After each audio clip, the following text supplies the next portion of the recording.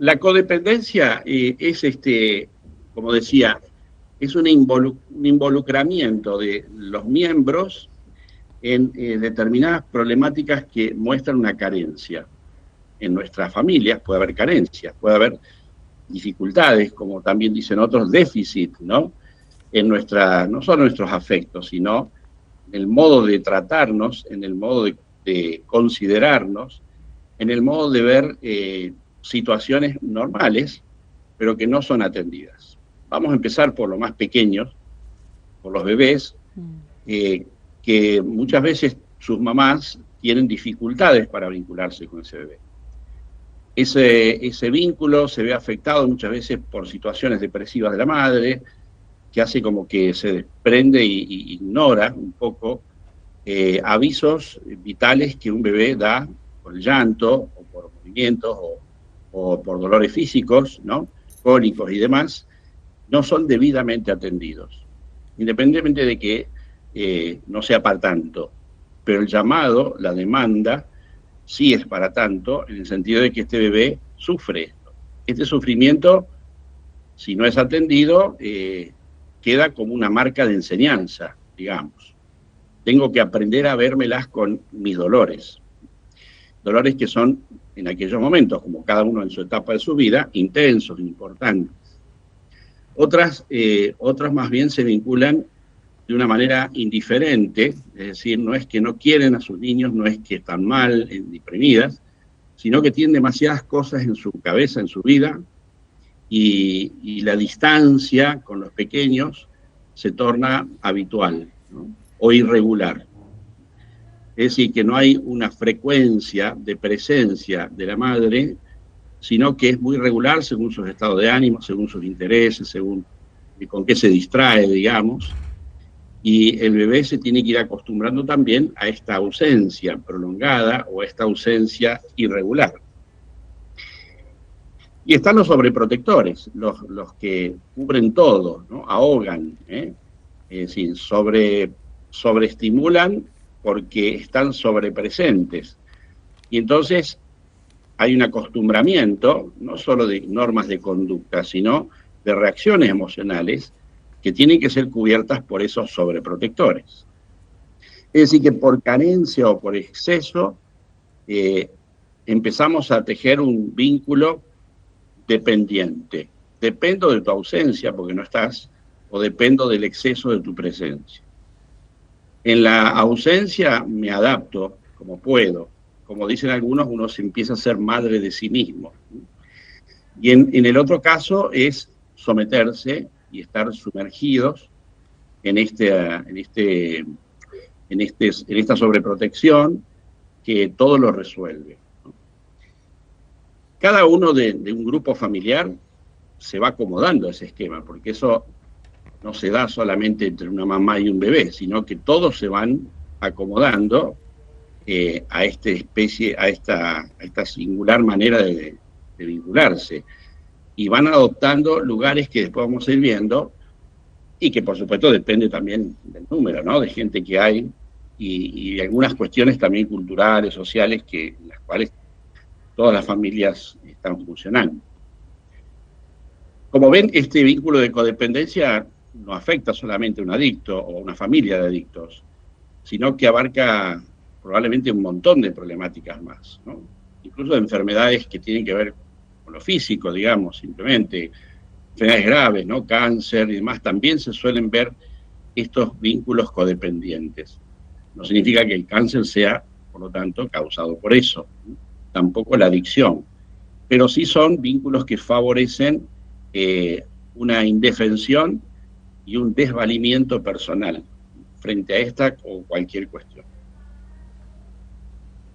Básicamente, la persona que va creando un vínculo codependiente, porque estamos hablando en todo caso de los mayores, son personas que poco se miran a sí mismas, poco se ocupan de sí mismas. Entonces el otro es una excusa maravillosa, altruista, para no mirarse a sí mismo. La diferencia a veces es sutil, ¿no? Hasta que van surgiendo cuestiones que empiezan a complicar la vida de unos y de otros.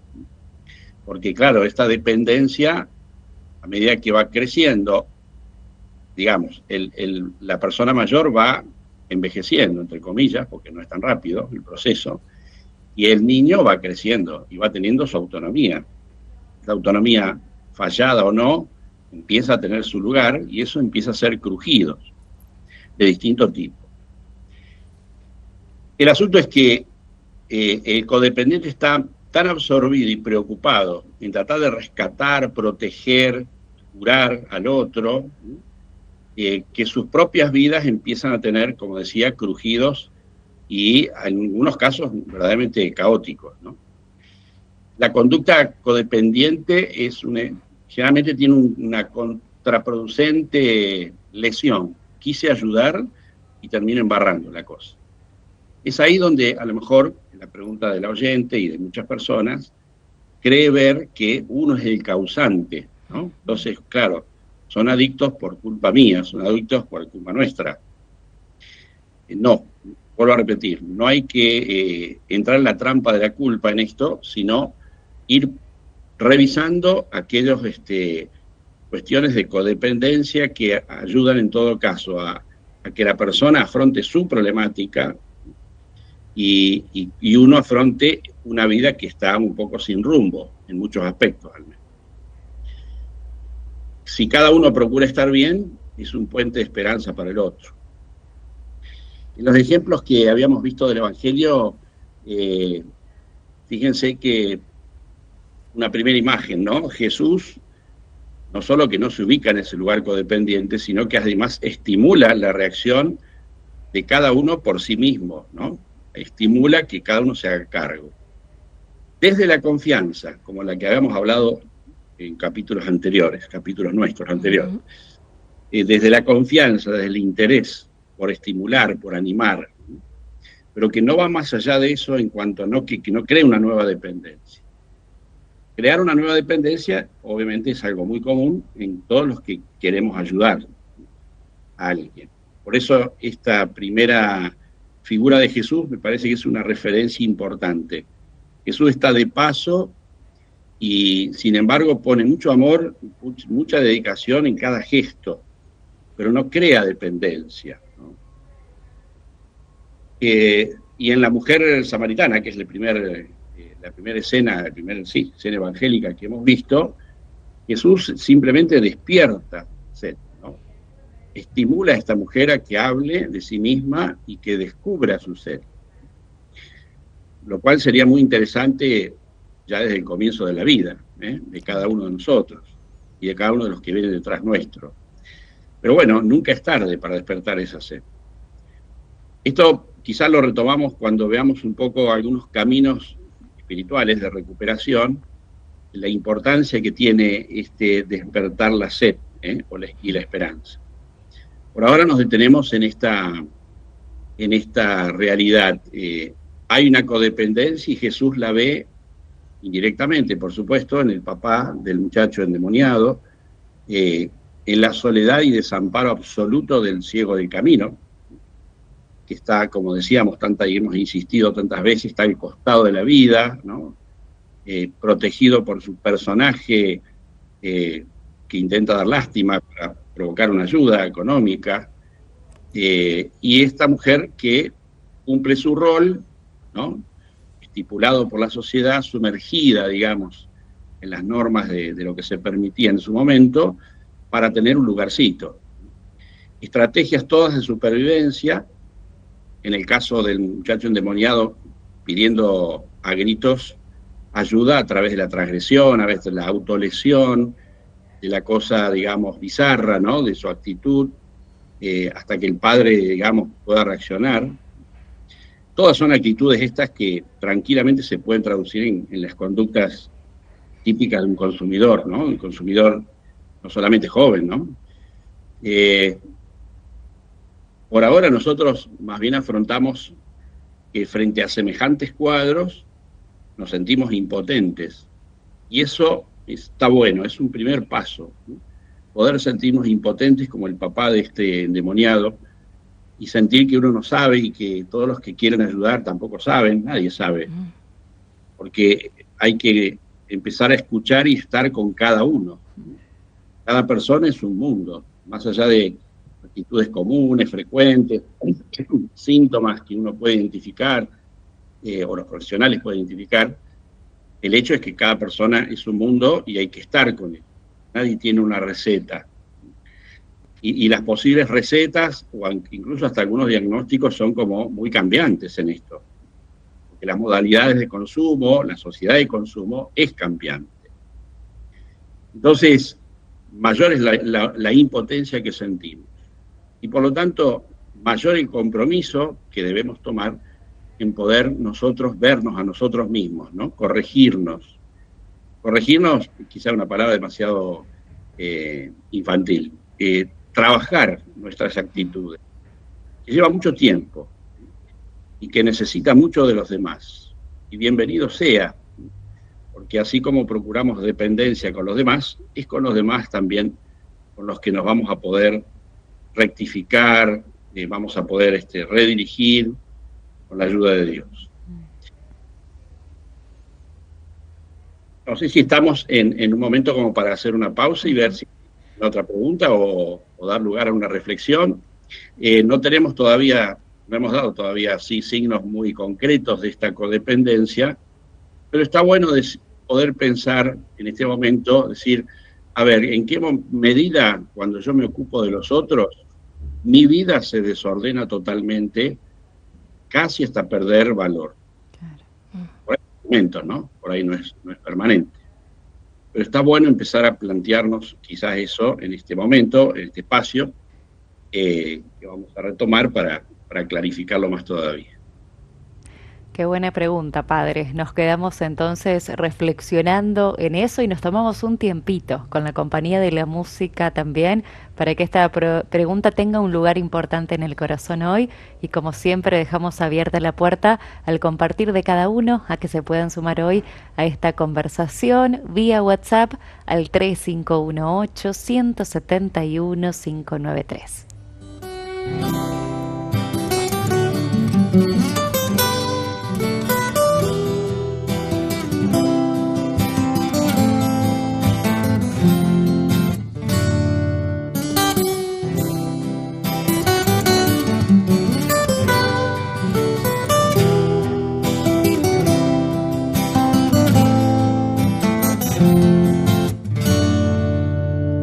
Cuando me miras, mi Dios, puedo reír. Siento tu mirada en mí, soy feliz. Veo que tu amor me envuelve y soy feliz. Siento tu mirada en mí, soy feliz. Cuando me abrazas, Jesús, puedo sentir que en tus manos traspasadas vuelvo a vivir. Quiero amarte con locura y repetir que con tu mirada tierna soy feliz.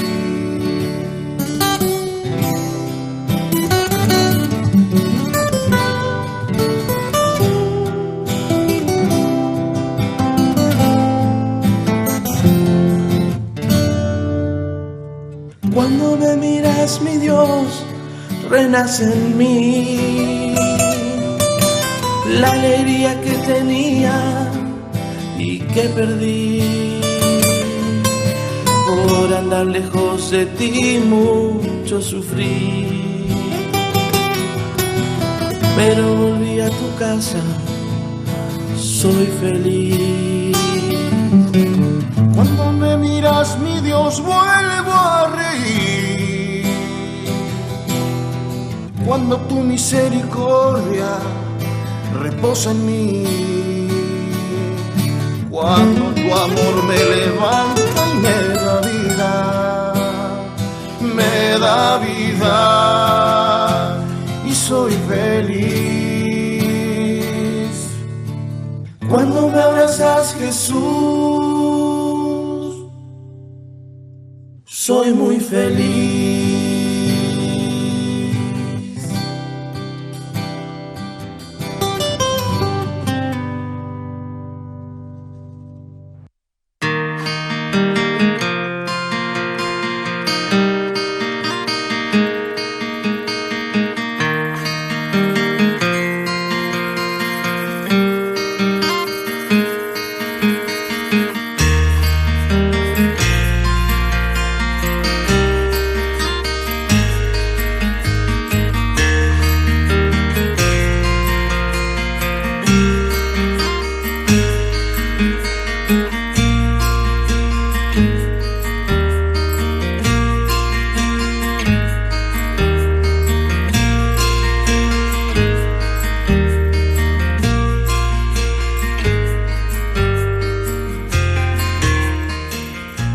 Sociedad Adictiva y Mundo Espiritual, el espacio que compartimos cada martes junto al padre Fernando Cervera, sacerdote jesuita. Padre, nos traes una bella propuesta para este día y por aquí llegan también, como siempre, algunas preguntas, distintos compartires, lo que se va suscitando también en el corazón de cada uno. Particularmente llega la pregunta de Liliana respecto a su situación. Nos cuenta ella que está en proceso de dejar de fumar después de muchos años y dice: quisiera que el padre me diga algunas palabras porque siento una falta de sentido y de a ratos una especie de depresión, nos dice Liliana. ¿Y qué tal, Liliana? Bueno, que no nos escuchará, pero no tiene voz ahora. Es común que eso pase. No soy tan... No he tenido tan frecuentemente personas que afronten esta tarea de dejar de fumar. Todos conocemos a alguien probablemente, y efectivamente yo también, no tanto para seguir un proceso, pero me da la sensación con la descripción que ella hace que es importante poder confrontar, Liliana, lo que estos síntomas o estos signos están diciendo. ¿Qué lugar ocupaba este fumar en tu manera de afrontar la vida diaria, ¿no? En tu manera de afrontar las ansiedades, probablemente. Entonces, lo que rellenaba eso ahora se siente un vacío, digamos, que provoca muchas veces este bajón y este sinsentido, porque no hay sabor, ¿no? El poder saborear las cosas y no estar en la expectativa de que algo intenso nos va a llevar a sentirnos mejor, es importante trabajarlo en esta cuestión del consumo, incluso el de fumar, ¿no? Habitualmente la interpretación clásica de Freud y de muchos más, que el fumar era un sustituto de un hábito autoerótico, masturbación o algo parecido, digamos, nos llevaron un placer autoerótico. El fumar reemplazaba esto, es decir, calmaba ansiedades. Probablemente con el tiempo y las distintas épocas y distintas expectativas, el fumar ha adquirido también otros lugares. Pero básicamente el calmar ansiedades es muy común de todos los consumos, independientemente de qué origina esa ansiedad. Por eso sería importante a lo mejor poder por ahí contrastar con alguien que sepa, un profesional, bueno, qué es lo que estoy sintiendo al dejar de fumar que se me viene encima, digamos, ¿no? Y que a lo mejor antes estaba cubierto con fumar. O que el hecho del hábito de mucho tiempo de fumar fue como acrecentando y fue como dando un espacio interior que no hacía falta y que de pronto se instala porque hay todo un acostumbramiento físico y neurológico y de pronto eso se deprime, digamos, ya deja de estar, ¿no? Entonces, hay consecuencias porque el ser humano es todo uno, lo orgánico, lo neurológico, lo psíquico. Entonces no es que uno deja de fumar y cambie una costumbre. Algunas personas lo viven así y no tienen tantas consecuencias porque, volvemos a repetir, ¿qué lugar ocupaba este consumo, en este caso de fumar, en la vida diaria de cada uno? Para muchos es una especie de muleta y en un momento dado es la muleta, porque ya no necesité. Quizás en tu caso hay otros compromisos y otra manera de encarar y otra manera de haber consumido en el lugar que ocupaba, este consumo en tu situación personal hace que las consecuencias sean otras. No es solamente una muleta. Claro. Yo diría que lo mejor es una consulta. Perfecto. Después tenemos otro mensaje que llegó, padre. Dice: gracias por el programa, dice Sandra. ¿Cuándo se empiezan a manifestar los síntomas de una persona codependiente? En un caso, por ejemplo, de hijos de padres separados que viven con la madre y los deja para trabajar, pregunta. Bueno, esa situación no significa que sea codependiente, ¿no? Aclaremos. No es que algunos hechos en bruto de nuestra vida diaria ya estén marcando una codependencia, porque lo que le pasa al oyente le pasa a todo el mundo, digamos. Hay que ir a trabajar y a veces los chicos quedan con un rato solos, un rato con otra persona o con otro familiar, o papá o mamá o lo que fuere, o en el club o en donde se puede. Eso no significa que hay una codependencia, ¿no? Sino resolvemos como podemos. Ahora, si vamos a los síntomas de codependencia, hay todas rondan más o menos en unas 4 o 5 actitudes fundamentales, pero me parece, aquí hay algunas que algunos especialistas han remarcado que me parece interesante. Una muy clara y muy típica es la necesidad de tener el control sobre el otro. No es un ayudar, no es un cuidar, sino controlar, que no es lo mismo. Entonces este control excesivo, o no excesivo, pero digamos obsesivo, es decir, está como marcado, ¿no? Este control de lo que el otro hace, independientemente si está bien o mal, si la persona está bien o mal, ¿no? Pero aparece esta actitud. Por otra parte, es muy común también una baja autoestima, o un concepto muy negativo que uno tiene de uno mismo, a veces implacables, ¿no? En juzgarnos. Yo sé que esto aparece en muchas cosas, ¿no? O en muchas personas que no necesariamente son codependientes, pero es para tenerlo en cuenta. Ese juzgamiento de uno mismo muy severo o muy bajoneante, digamos, muy desmerecedor, y desmotivador, obviamente, que a veces ni lo queremos pensar, sino que vamos directamente a la acción, la actuación de algo que nos alivie, que nos saque de esto, por ejemplo, ocuparnos de las personas en casa o de donde sea que supuestamente yo debo salvar, digamos, ¿no? O debo tener una especial actitud de cuidado. A la vez, curiosamente, solemos tener todos, pero en este caso mucho más, la dificultad de poner límites. Porque poner límites significa que yo tengo un límite con respecto a lo que le pasa a mi hijo, digamos, a personas en mi cargo. De lo que yo tengo que hacerme cargo de, lo que tengo que ayudar a ver al otro, y lo que el otro se tiene que hacer cargo de, a su vez. Este tema de los límites, que ya sabemos que es un tema candente hoy en la vida familiar, bueno, evidentemente en esta codependencia se resalta claramente, ¿no? Es también común el no escuchar las propias emociones, sensaciones, necesidades, deseos. Todo el mundo interior es como que algunas personas lo abruman, a otras personas se sienten, como decíamos, con poco valor para afrontarlas o para considerarlas. Por lo tanto, se reprime un poco ese mundo interior. Queda postergado y claramente reprimido en alguna de sus tantas necesidades y manifestaciones.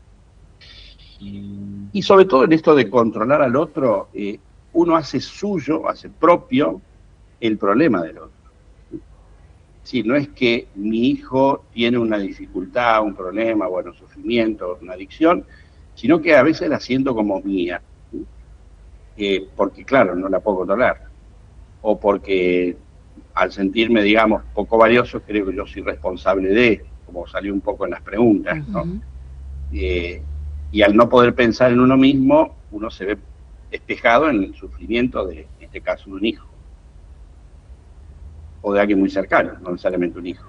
Entonces, esta represión del mundo interior ayuda a hacerme cargo, malamente, del problema del otro. Claro. Cada uno se tiene que hacer cargo de su problema, porque si los dos estamos en el mismo pozo, difícil que nos ayudemos. No hay que temer sentirse, gracias a Dios, bien, y sin embargo acercarse e incluso empatizar con el otro, pero desde un lugar que no signifique que estamos sumergidos los dos, ¿no? Ya eso vamos a volver después, sobre todo por algunos vínculos familiares, como el materno, que esto es más común, claro, se da con más facilidad. Así como hay represión, hay negación del problema. Es decir, postergo o reprimo mi mundo interior y en algún momento niego lo que está pasando. inconscientemente, ¿no? Por supuesto, es decir, no le doy importancia, me parece que no es para tanto, todo lo que me dicen de mi hijo no es verdad, incluso descubro signos, ¿no? De la ropa, el olor, qué sé yo, los cambios de actitudes pronunciados, ¿no? Sin embargo, no les doy bolilla porque no los veo, si no me doy cuenta de que eso es un problema. Aunque no tuviera nada que ver con la droga, ¿no? O con alcohol. Simplemente no veo que sea un problema. Y si intuyo algo, lo eludo, ¿no? Lo gambeteo, típico de estos mecanismos. Otra que no necesariamente es común en todas, pero aparece en las familias o grupos codependientes, es que hay muchas actitudes obsesivas en esto del control, ¿no? Cuestiones de obsesiones que aparecen y que el adicto, el caso del adicto, se adapta porque dice, bueno, ya sé que esto me molesta, me joden con tal cosa, listo, los dejo tranquilo con eso y sigo con la mía. O conductas compulsivas también, que no necesariamente son de consumo de droga o alcohol, pero hay compulsiones dentro del grupo familiar que evidentemente favorecen indirectamente una actitud compulsiva de la persona afectada. La compulsión es repetir algo que uno no controla y que lo hace como un hábito no muy consciente, o al menos no lo puedo parar. Y no necesariamente, voy a repetir, tiene que ver con consumos. A veces esto no se ve, pero inconscientemente se transmite, porque esto que uno no puede controlar de sí, o no poner límites de sí, esto que uno no valora, se va transmitiendo en palabras a otro, y esta necesidad de autocalmarse, el otro la va aprendiendo, indirectamente, vuelvo a repetir. A veces por la comida, a veces por gestos y comentarios sobre los demás, o modos, como decíamos, de negar y no querer ver que el otro, si ese otro que depende de mí, ya tiene una compulsión. El miedo a ser abandonados o rechazados, obviamente, si yo empiezo a poner límites, por ejemplo, bueno, voy a tener conflicto. Y eso es lo normal de la vida, y de la vida familiar, ¿no? Como hemos vivido o se vive normalmente. Entonces, el miedo a ser rechazados o a ser no considerados, ¿sí? O no ser queridos, entre comillas, porque claro, si yo tengo poca estima de mí, obviamente voy a tener más demanda de afecto. Entonces, sentirnos no queridos, sentirnos en soledad, no lo bancamos, no nos soportamos mucho. Tenemos recursos, porque nuestro mundo interior no es muy escuchado. Entonces lo soluciono calmando al otro, haciendo sus gustos, soy cómplice. Comúnmente recuerdo siempre la frase de Narcóticos Anónimos, o somos cómplices de la enfermedad o somos aliados de la recuperación. Entonces, ser cómplices de estas situaciones muchas veces tiene que ver con esto, ¿no? Este miedo a ser rechazado. Entonces, accedo. No, él está recuperándose, entonces, bueno, una vez cada tanto no le va a hacer tanto mal. Prefiero que tome en casa y que no tome afuera. O prefiero que, bueno, que haga desastres en mi casa y no tanto afuera. Es decir, no quiero ser mal visto afuera. O sea, admito el caos adentro. Que por otra parte, lo codependiente va a estar también del otro lado. Es decir, la persona que consume, en este caso, sería adicto, como el caso del chico del Evangelio, endemoniado, va a hacer todo lo posible para que ese esquema se quiebre inconscientemente. Entonces, bueno, hará líos, empezará a robar en casa, empezará el endemoniado este que se revolcaba, ¿no? Que la autolesionaba, bueno, los adolescentes, muy común, lamentablemente, esta cosa de autolesión para llamar la atención, y a la vez la dificultad de poder decir qué les pasa. Por eso es que el mecanismo de negación o de minimización es muy importante afrontarlo, porque no voy a estar atento sino a los signos que me expresa, por ejemplo, un adolescente, un niño, sobre todo cuando quieren hablar y ven que no se los escucha, que estamos en otro canal, enseguida se cierran, ¿no? Enseguida tiran la pelota para otro lado y su mundo lo resuelven con otros X, que pueden ser las redes, que pueden ser un grupo de amigos, que pueden ser los que están parando la esquina, digamos, como decimos comúnmente, ese grupo que está consumiendo y que los recibe con más, no sé si calidez, pero por lo menos con más lugar, espacio que a veces la propia casa. Entonces, la persona que padece la dependencia del consumo se acomoda a la actitud nuestra y va reaccionando en el círculo que favorece y que cierra, ¿no? Listo, vos no te ocupás de mí, yo no te voy a causar problemas. E inconscientemente te voy a hacer la vida imposible para que te ocupes de mí, pero cuando te quieras ocupar de mí en serio, te voy a rechazar porque no estoy acostumbrado, no desconfío de vos. Y ese es el círculo un poco, por supuesto, patológico, ¿no? Y destructivo en el que muchas familias caen con esta cuestión. Claro, la persona que vive esto desde el vínculo familiar o el vínculo codependiente sufre muchísimo, se siente hasta víctima de todo esto. Y yo quiero salvar, yo quiero ser el Mesías, yo me ocupo, yo hice todo, y resulta, mirá cómo me responde, ¿no? O mirá lo que sucede. Se siente esta tremenda frustración, ¿no? Y a veces, como son hiperresponsables, porque quieren controlar y quieren ser mesías y salvadores, pero no necesariamente padres, entonces se siente más frustrado.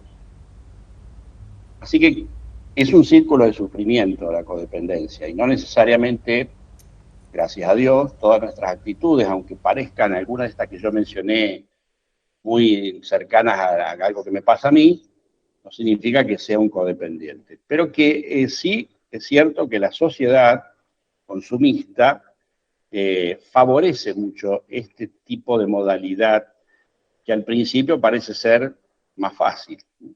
Es más fácil ocuparme del otro y hiperresponsable del otro que de mí. Es más fácil solucionar las cosas de la afuera, ¿no?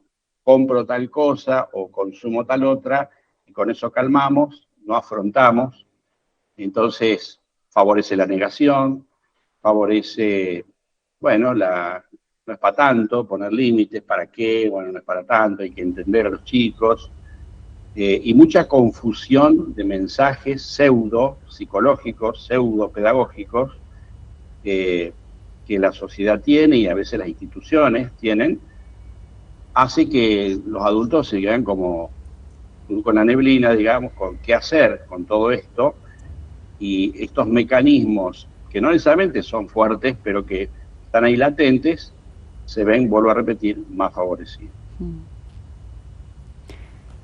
Yo creo que es importante revisar, no hace falta que tenga un familiar adicto, pero es importante revisar algunas de estas cosas para mejorar nuestros vínculos, ¿no? Que nuestros aspectos sean más positivos, si se quiere, o más encaminados positivamente.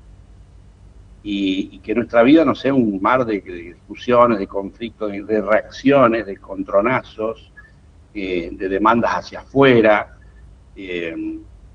En fin, calculo que la famosa pandemia complicó más todo esto, porque al estar juntos permanentemente pegoteados, por un lado se acentúa esto, por otro lado cansa más, ¿no? Entonces que viene la explosión de no me importa nada, estoy podrido, digamos, y cada uno arréglese como pueda, o que se ocupe la escuela de los chicos, que se ocupe el club, o quien sea, pero yo ya no quiero saber más nada.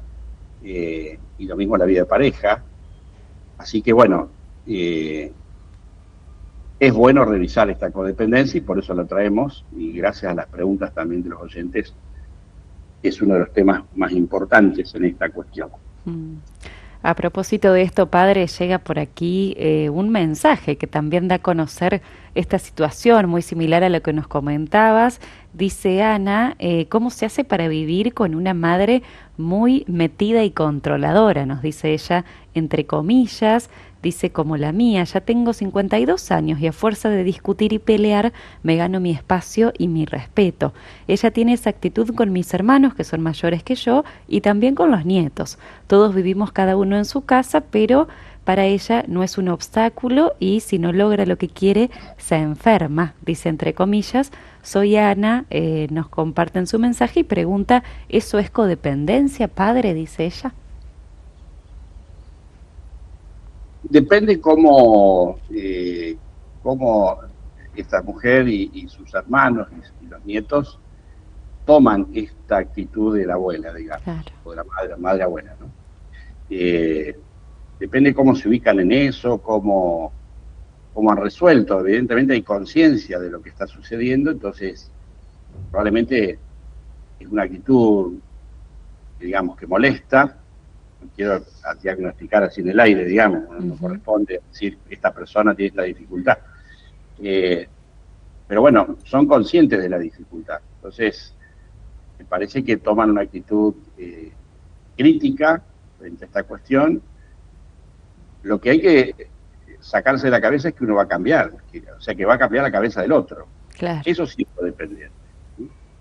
Entonces yo voy a lograr que el otro actúe y piense de otra manera porque yo intervengo y canto la justa o hago el proceso adecuado, entonces el otro va a cambiar.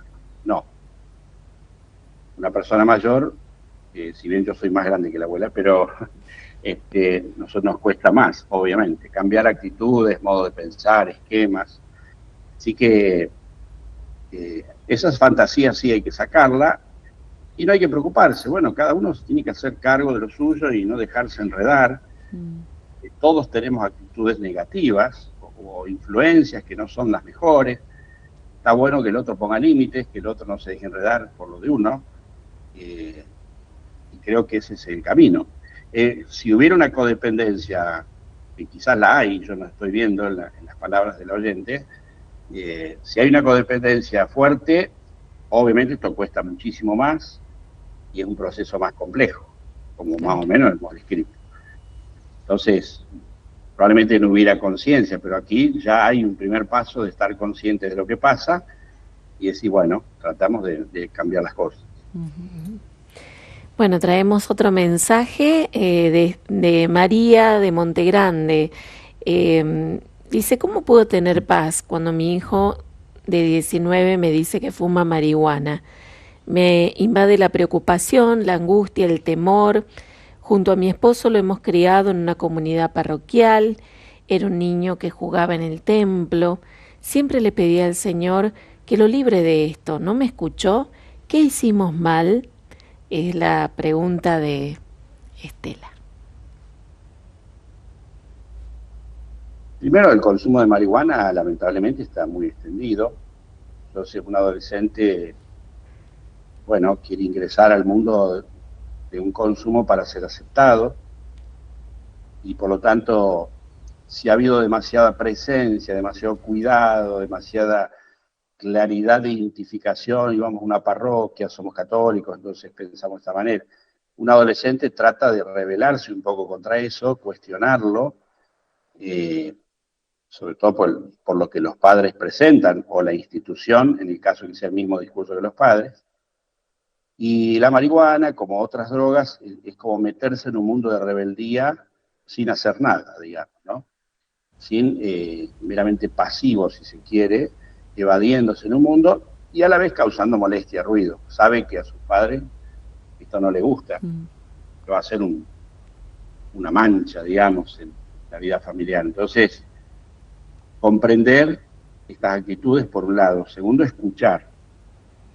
No se preocupen, qué hicieron mal, qué hicieron bien, y Dios lo sabe. ¿No? Lo importante es escuchar.